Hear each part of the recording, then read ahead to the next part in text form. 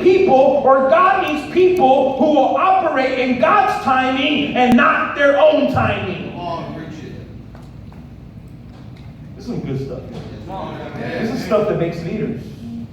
This is stuff that makes world shakers. To be able to say, you know what, God, I surrender my time. I don't got to know. I don't got to know. I just got to flow.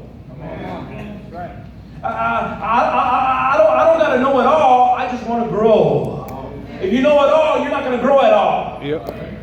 So God is looking for people. He's looking for people that, listen, they're going to operate in His timing and not their own timing. Sometimes we want to get ahead of God. How do you know when you're operating in God's timing? When you're not always asking God and your leaders these questions. When are you going to bless me out of the home? My answer, after a year. How do you know you're operating in God's timing and not your own? Is when you stop asking, when are you going to raise me up and make me a leader? When you stop asking, when am I going to preach? When am I going to get married? When you stop asking God and your leaders these questions, God, when am I going to get married? When are you going to bring me that special somebody? When are you going to bring me my rib? How do you know when you're in God's timing? When you stop asking God, when are you going to heal me? Sometimes I get those questions as your pastor. You know what I need to start answering? I need to start answering like Jesus. It's not for you or me to know the time or the dates that the Father has put in His own hands. Come on now. See, if I can say, man, listen, this day, this day you're going to be healed right there. This day you're going to get the job. March 5th, 2016, you're going to get married.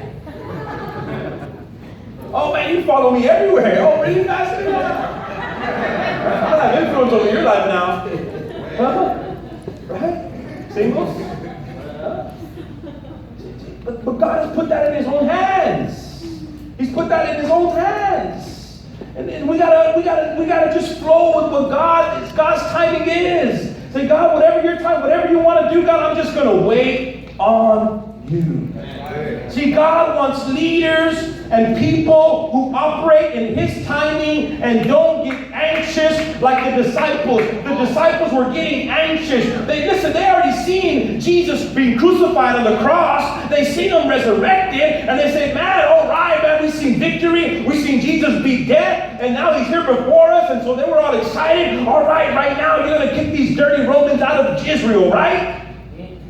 See, they were getting anxious. We get to a point sometimes, and all of a sudden we get anxious. Gang gets anxious. Men that are coming out of the home, they get anxious. Come on, somebody. People in the church get anxious sometimes. But listen, we got to just wait on God. Disciples get anxious. They want to know, but God wants their anxiousness to cause them to work. God, He don't want you to be anxious to know. He wants you to be anxious to get to work. Some people want to get anxious to know. Just tell me, Pastor. Just tell me, Sister Sylvia. Just tell me, God. Just tell me, leader. Listen, that same anxiousness, use it to get to work for God. Be anxious to go to the streets. Be anxious to be in the prayer meeting. Be anxious to come help set up in the morning on Sunday morning so that we can have a great church service. Don't be anxious to know. Be anxious to grow. Amen.